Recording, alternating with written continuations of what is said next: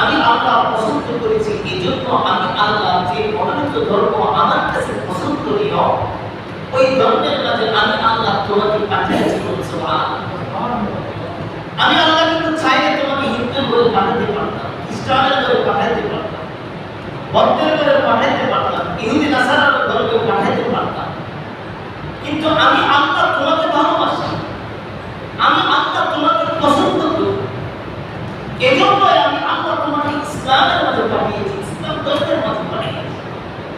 আজকে দেখেন আমরা ভাগ্যবান হয়েও আল্লাহ তাআলা যে আমাদের ইসলাম ধর্মে, ইসলাম ধর্মের মাঝে পাঠিয়েছেন, আমরা কি করি? আল্লাহ বলবো, আল্লাহ বলেছেন বান্দা এসব করো না, আল্লাহ যেটা নিষেধ করেছে আমরা আল্লাহর বান্দা হয়ে আমরা এটা বেশি করি।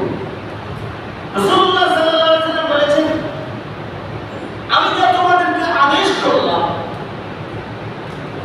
তোমরা তা করবে, না করে আমি যা তোমাদেরকে নিষেধ করলাম তোমরা তা।